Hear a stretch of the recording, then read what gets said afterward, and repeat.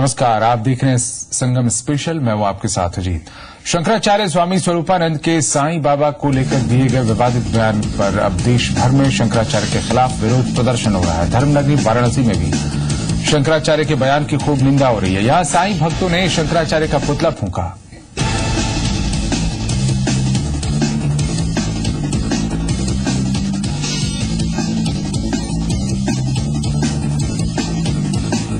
जो स्वामी स्वरूपानंद जी ने जो वाणी दिया है ये सही नहीं है। एक संत होते हुए एक संत का अपमान कर रहे हैं, ये उचित नहीं है। तो उनको कैसे मालूम को भगवान नहीं है? जब कबीरदास जी को कठोत में गंगा जी नजर आ जा सकती है, तो अगर हम सभी भक्तों को साई में ही अगर भगवान नजर आ रहे हैं तो कौन होते हैं हम लोग को मना करने वाले?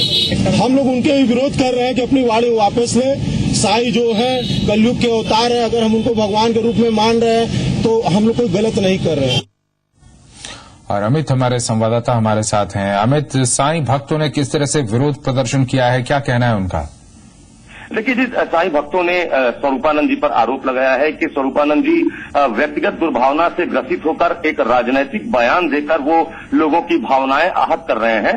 तत्काल प्रभाव से स्वरूपानंद जी अपने बयान को वापस लें, क्योंकि जिस तरीके से शिरडी में लोगों की आस्था बढ़ रही है, लोगों की संख्या बढ़ रही है, उससे शंकराचार्य परेशान हो गए हैं। और अगर शंकराचार्य विचारधारा की लड़ाई इसको बता रहे हैं तो विचारधारा की लड़ाई लड़ने का ये कौन सा तरीका है? तो साईं भक्तों में बेहद रोष है, वो बेहद है और तत्काल प्रभाव से स्वरूपानंद जी से अपने बयान को वापस लेने की मांग कर रहे हैं। अजीत, अमित, जिस तरह का बयान दिया शंकराचार्य ने, इस बयान पर भी कोई जवाब दे रहे हैं साईं भक्त? देखिए, साईं भक्तों का कहना है कि संतों को पूजने की परंपरा है हमारे यहाँ, और संत की भी परिभाषा यही है कि जो समाज कल्याण में अपने जीवन को लगा देता है वो संत है।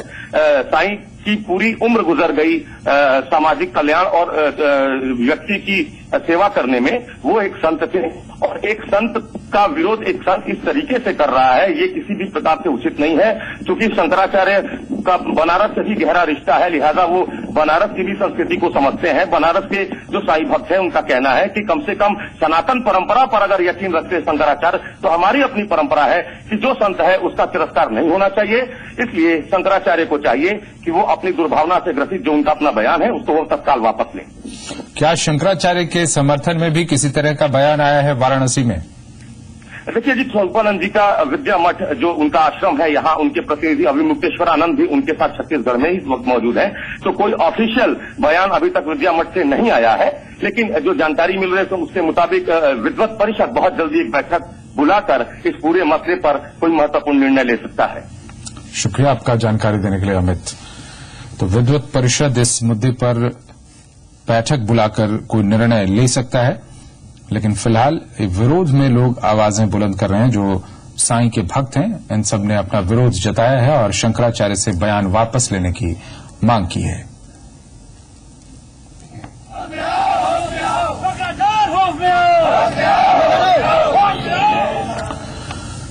और वहीं शंकराचार्य अपने बयान पर कायम हैं। हरिद्वार में विरोध को लेकर स्वामी स्वरूपानंद का कहना है कि विरोध प्रदर्शन करने वालों को समझना चाहिए कि व्यक्तिगत विरोध से कोई लाभ नहीं होगा। हमारी बातों का विरोध करते हुए हमसे तर्क संगत उत्तर मांगें, और ये लड़ाई पहलवानी की नहीं बल्कि विचारों की है।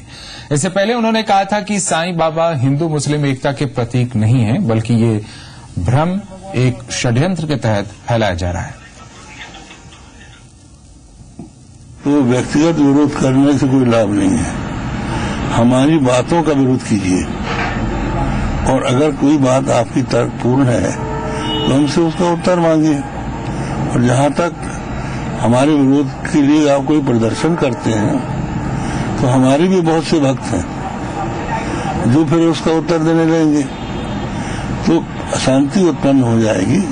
लड़ाई जो है सत्य की नहीं है, पहलवानी की नहीं है, ये विचारों की है। तो विचारों के आधार पर आप उत्तर दीजिए, तो हम उसका स्वागत करेंगे। तो अपने विवादित बयानों के लिए सुर्खियों में रहने वाले द्वारका पीठ के शंकराचार्य स्वामी स्वरूपानंद सरस्वती ने शिरडी के साईं बाबा को लेकर सवाल उठाए हैं। शंकराचार्य के मुताबिक शिरडी के साईं बाबा भगवान नहीं है। अब सवाल ये उठता है कि शंकराचार्य को अचानक से हिंदू धर्म पर खतरा क्यों नजर आने लगा? तो वहीं एक दलील ये भी है कि आस्थावानों के इस देश में क्या सिर्फ किसी आराध्य की पूजा भर से धर्म को खतरा पैदा हो सकता है?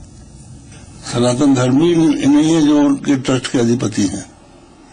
वो दूसरे ही पंथ के अनुयायी हैं जो कि हिंदू धर्म को विभाजित कर रहे हैं। द्वारिका पीठ के शंकराचार्य स्वामी स्वरूपानंद सरस्वती के ये तेवर पहले भी देखे सुने गए हैं, कभी सियासी मसलों पर तो कभी धार्मिक मसलों पर, लेकिन इस दफे शंकराचार्य के निशाने पर हैं साईं बाबा। जी हाँ, शिरडी के साईं बाबा। करोड़ों लोगों की आस्था के प्रतीक बन चुके साईं बाबा पर इतने गंभीर सवाल शायद इससे पहले कभी खड़े नहीं हुए। ये बात अगर हम लोग अभी से नहीं करेंगे तो किसी दिन हमारे मंदिरों में जैसे साईं बाबा की मूर्तियां रखी जा रही है, साईं बाबा की, उसी तरह मरियम की मूर्ति रखी जाएगी, तो हिंदू धर्म का क्या होगा? और फिर हम लोगों का क्या होगा? हमारा तो कर्तव्य ही है और इसीलिए 4 पीठ बनाए गए हैं। लेकिन सवाल ये कि शंकराचार्य के ये सवाल कितने जायज हैं? क्या सिर्फ साईं बाबा के प्रति आस्था भर से वैदिक धर्म खतरे में आ सकता है? क्या कोई आराध्य किसी धर्म की हानि कर सकता है? शंकराचार्य की चिंता अभी क्यों? क्या इसके पीछे कोई खास वजह है? दरअसल ये तमाम सवाल इसलिए खड़े हो रहे हैं क्योंकि दुनिया के प्राचीन धर्मों में से एक हिंदू धर्म की विशेषता ही कही जाती है कि वो हमेशा सबको समेट कर चलता है।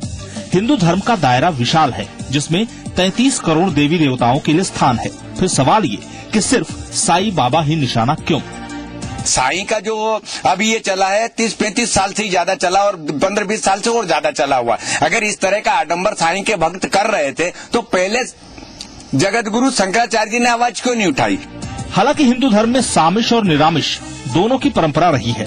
शाक्त संप्रदाय और शैव संप्रदाय इसका उदाहरण है। तो फिर शंकराचार्य की दलीलों को कितना जायज माना जाए? वो मस्जिद में रहता था, वो पुलाव खाता था, मांसाहारी था, लोगों को मांसाहार कराता था। तो ऐसी हालत में हम कैसे कह सकते हैं कि ये हमारा भगवान था या हमारा गुरु हो सकता है? ये कहा जाता है कि शिरडी साईं बाबा हिंदू मुस्लिम एकता का प्रतीक है, यही ना? तो ये तब प्रतीक होता जब उसको हिंदुओं के साथ साथ मुसलमान भी मानते। मुसलमान उसको मानते नहीं है, तो हम ही क्यों माने? दरअसल स्वामी स्वरूपानंद सरस्वती ऐसे पहले शंकराचार्य हैं जो हर मुद्दे पर बेबाक राय जाहिर करने के लिए जाने जाते हैं। ऐसे में साईं बाबा को लेकर उनके उठाए सवाल जहां एक ओर उनकी सोच पर सवाल खड़े करते हैं, तो वहीं दूसरी ओर इस बहस के लिए गुंजाइश पैदा करते हैं कि आखिर साईं बाबा को लेकर जितनी मार्केटिंग और जितना माहौल बनाया जाता रहा है, कहीं वो तो शंकराचार्य के डर के लिए जिम्मेदार नहीं है। शिरडी का साईं ट्रस्ट दुनिया के सबसे धनी ट्रस्टों में से एक है। एक अनुमान के मुताबिक देश में तिरुपति बालाजी मंदिर के बाद सबसे ज्यादा चढ़ावा शिरडी के साईं मंदिर में ही आता है। यूं तो साईं बाबा के जन्म परिवार जन्म स्थान को लेकर कोई पुख्ता तौर पर प्रमाण नहीं है, लेकिन माना जाता है कि साईं बाबा का जन्म 1838 में पाथरी गांव में हुआ था। पाथरी गांव महाराष्ट्र में है या आंध्र प्रदेश में, इस पर भी विवाद है। 28 सितंबर 1918 को साईं बाबा ने महाराष्ट्र के शिरडी में शरीर त्याग किया। आजीवन फकीर रहने वाले साईं बाबा की मृत्यु के बाद उनके भक्तों ने उन्हें न केवल सोने चांदी की पालकी में बिठाया, बल्कि उन्हें देव रूप में प्रतिष्ठित कर दिया। साईं बाबा को जहां उनके कुछ भक्त शैव या नाथपंथी होने की बात करते हैं, तो वहीं कुछ लोग मुस्लिम मानते हैं। लेकिन इस सबके बीच एक सच ये भी है कि साईं बाबा के बाद उनके नाम पर शिरडी में बने साईं ट्रस्ट और मंदिर को लेकर मार्केटिंग जबरदस्त हुई है, जिसका नतीजा है कि आज देश दुनिया में साईं बाबा के भक्तों की संख्या करोड़ों में है। तो सवाल ये कि क्या साईं के भक्तों की बढ़ती संख्या से डर गए हैं शंकराचार्य? क्या शंकराचार्य को हिंदू धर्म के प्रतीकों के हाशिए पर जाने का खतरा सता रहा है? जाहिर है साईं बाबा पर सवाल उठाने वाले शंकराचार्य के सवाल अगर साईं बाबा को लेकर तमाम मान्यताओं को खारिज करते हैं, तो वहीं एक बहस के लिए गुंजाइश भी बनाते हैं कि आखिर 33 करोड़ देवी देवताओं की मान्यता वाले देश में अगर साईं बाबा के भक्तों की तादाद सबसे ज्यादा होती जा रही है, तो इसकी वजह क्या है? वो भी तब जब साईं बाबा ना तो वैदिक धर्म के हिसाब से कोई अवतार है, ना ही किसी पंथ के प्रवर्तक और ना ही कोई गुरु है। लेकिन शंकराचार्य के सवालों में एक सवाल और भी छिपा हुआ है कि धार्यत इति धर्म की राह पर चलने वाले हिंदू धर्म के लिए क्या साईं बाबा की बढ़ती मान्यता खतरा हो सकती है? ब्यूरो रिपोर्ट, जी मीडिया। दिल्ली यूनिवर्सिटी और यूजीसी के बीच मचे घमासान की वजह से करीब 1.25 लाख स्टूडेंट्स का भविष्य अधर में लटक गया है। आज से एडमिशन शुरू होने वाले थे, लेकिन अब डीयू आज पहली कट ऑफ लिस्ट नहीं निकालेगी। दूसरी ओर एसआरसीसी ने भी अब अपनी लिस्ट रोक ली है। सेंट स्टीफेंस कॉलेज पहले ही ये कह चुका है कि विवाद सुलझने तक एडमिशन प्रक्रिया रुकी रहेगी।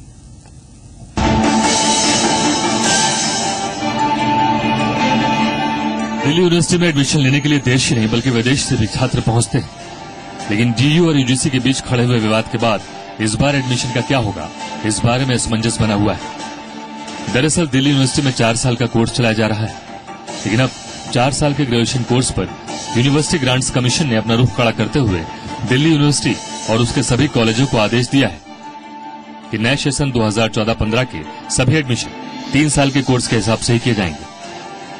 इसके साथ ही यूजीसी ने यह चेतावनी भी दी कि डीयू या इसके अंतर्गत आने वाले किसी कॉलेज ने अगर इन निर्देशों की अवहेलना की तो इसे यूजीसी अधिनियम 1956 का उल्लंघन माना जाएगा, जिससे अनुदान भी रोका जा सकता है। वहीं इस मुद्दे पर मानव संसाधन विकास मंत्री स्मृति ईरानी ने यूजीसी के चेयरमैन वेद प्रकाश से मुलाकात की और ये साफ किया कि यूजीसी के काम में मंत्रालय दखल नहीं देगा। यूजीसी के फैसले के समर्थन में कई छात्र संगठन सामने आ गए हैं। अखिल भारतीय विद्यार्थी परिषद ने दिल्ली यूनिवर्सिटी कैंपस में जश्न मनाया, तो वहीं आयसा ने एचआरडी मिनिस्ट्री के बाहर डीयू प्रशासन और डीयू के वीसी के खिलाफ प्रदर्शन किया। उधर डीयू के टीचर्स भी इस मुद्दे पर एक राय नहीं है। वो बिल्कुल क्लियर कर दिया गया है कि एडमिशन एफआईयूपी के तहत नहीं हो सकते। अगर एफआईयूपी के जो अनरिकग्नाइज्ड कोर्स है इस वक्त उसके तहत अगर होंगे तो एक्शन लिया जा सकता है कॉलेजेस के खिलाफ। Says very clearly the university grant commission only can advise, can recommend, but ultimately it is the university's executive council, academic council, executive council and then the university's court which are going to deliberate and discuss and finally take the final decision in these matters. खैर, मसला पेचीदा है, लेकिन DU में admission लेने की चाहत रखने वाले बच्चे तो इंतजार कर रहे हैं कि जल्द से जल्द तकरार खत्म हो और एक साफ तस्वीर सामने आए कि आखिर उनके भविष्य के साथ क्या होने वाला है। ब्यूरो रिपोर्ट, जी मीडिया।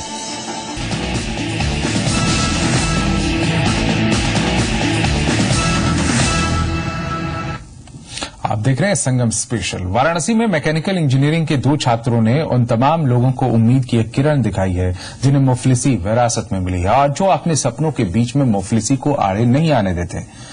जी हां, इन छात्रों ने बनाई है बिना बिजली से चलने वाली मात्र 1400 रुपए की लागत की एक ऐसी मशीन जो 20 से 30 मिनट में ढेर सारे कपड़े आसानी से साफ कर सकती है। देखिए रिपोर्ट। कौन कहता है आसमां में सुराख नहीं हो सकता, एक पत्थर तो तबीयत से उछालो यारो। कुछ ऐसा ही कर दिखाया है वाराणसी की होनहार इंजीनियरिंग के छात्रों ने। अशोका इंस्टीट्यूट पहाड़िया में मैकेनिकल इंजीनियरिंग फाइनल ईयर के छात्र अरविंद और दीपक ने ऐसी तकनीक को इजाद किया है जिससे वॉशिंग मशीन में कपड़े धोने के लिए अब बिजली का इंतजार नहीं करना पड़ेगा। इस अनोखी तकनीक के जरिए बिना बिजली के ही 20 से 30 मिनट में ढेर सारे कपड़े आसानी से धुल सकते हैं। ये मशीन साइकिल के पेंडल से काम करती है और इससे मोबाइल भी चार्ज हो सकता है। इसके अलावा ये बिजली से चलने वाली वॉशिंग मशीन से काफी सस्ती होगी। रूरल एरिया में इलेक्ट्रिसिटी प्रॉब्लम बहुत ज़्यादा है, इस वजह से हम लोगों ने ये पेडल ऑपरेटेड वॉशिंग मशीन बनाया है जो साइकिल की तरह चलता है, उसमें कपड़ा साफ होता है और 6 to 8 वोल्ट की हम लोग इलेक्ट्रिसिटी जनरेटेड कर सकते हैं। ग्रामीण इलाकों में बिजली नहीं मिल पाती है प्रॉपर मात्रा में, तो हम लोगों ने पैडल के थ्रू जो है एक वॉशिंग मशीन बनाई जिसका नाम हमने रखा पैडल ऑपरेटेड वॉशिंग मशीन, और उसके साथ ही हमने डायनमो लगा करके इलेक्ट्रिसिटी भी जनरेट की जिसके द्वारा हम मोबाइल भी चार्ज कर सकते हैं। इसके द्वारा सर 15 मिनट में एटलीस्ट 6 से 7 कपड़े आप आराम से धुल सकते हैं और ये इजिली ऑपरेटेड है। साइकिल के पैडल से काम करने वाली इस मशीन से 100 से 120 कैलोरी एनर्जी भी जनरेट होगी, जो मशीन का इस्तेमाल करने वाले शख्स के स्वास्थ्य के लिए काफी फायदेमंद है और इसकी कुल लागत 1400 रुपए है। वही संस्थान भी प्रतिभावान छात्रों के प्रोजेक्ट पर आर्थिक मदद करता है।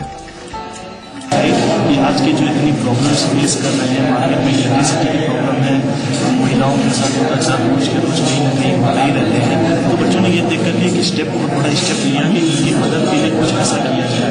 मैं उनसे अलहमदिल्ला की सभी नौजवानों को बहुत सारी बधाइयाँ देना चाहता हूँ। अगर इस तकनीक के तह में जाएं तो कहानी और दिलचस्प हो जाती है। नई तकनीक को इजाद करने वाले छात्र अरविंद और दीपक की माने तो उन्हें बचपन में मां को कपड़ा धोता देख काफी दुख होता था। लिहाजा उन्होंने तय किया कि वे इंजीनियर बनेंगे और अपने जैसे तमाम लोगों के लिए कम पैसे में बेहतर तकनीक इजाद करेंगे।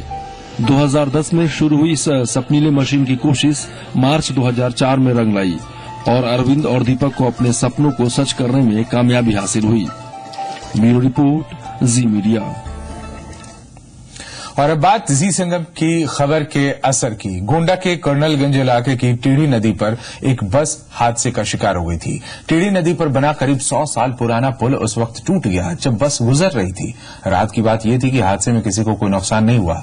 जी संगम पर खबर दिखाए जाने के 20 मिनट के अंदर ही यूपी की अखिलेश सरकार ने पक्का पुल बनाने के निर्देश जारी कर दिए। जी संगम की खबर 20 मिनट में असर। खतरे में थी कई जान, हरकत में आई सरकार। जी हां, एक और जहां कोलकाता में मेट्रो ट्रेन में गड़बड़ी की वजह से 2 घंटे तक सैकड़ों जान मुश्किल में फंसी थी, वहीं दूसरी ओर उत्तर प्रदेश के गोंडा में कुछ और ही तस्वीर सामने आई। तस्वीरें थी एक पुल पर आधी लटकी बस की।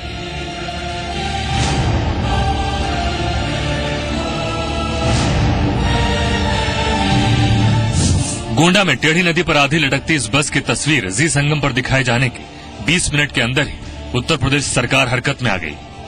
मुख्यमंत्री अखिलेश यादव ने पक्का पुल बनाने के निर्देश दिए हैं, जिसे मार्च 2015 तक पूरा करना होगा। लोक निर्माण विभाग के प्रमुख सचिव को मार्च 2015 तक पुल बनाने के निर्देश देते हुए कहा कि इस पुल के निर्माण के लिए धनराशि राज्य सरकार उपलब्ध कराएगी। दरअसल जी संगम ने गोंडा की टेढ़ी नदी पर हादसे का शिकार हुई बस की तस्वीरें दिखाई थी। यह खबर जी संगम ने सोमवार 7 बजे दिखाई और तुरंत ही यूपी सरकार एक्शन में आ गई। 7:20 पर सरकार ने लकड़ी के टूटे पुल की जगह पक्का पुल बनाने का ऐलान कर दिया। टेढ़ी नदी पर फंसी बस में 40 बाराती सवार थे, जो पुल से गुजरते वक्त फंस गई थी। हालांकि इस घटना में कोई हताहत नहीं हुआ। ये लकड़ी का पुल करीब 100 साल पुराना था। इस पुल से 12 गांव की लगभग 25,000 की आबादी जुड़ी है। गोंडा के नवाबगंज इलाके में टेढ़ी नदी पर तो अब पक्का पुल बनने की उम्मीद है, लेकिन अभी भी देश और प्रदेश में ऐसे कई पुल हैं जिन्हें सरकार की नजरों का इंतजार है। गोंडा से अंबिकेश्वर के साथ विवेक तिवारी, जी मीडिया। और इसी के साथ इस बुलेटिन में इतना ही। आप देखते रहिए जी संगम।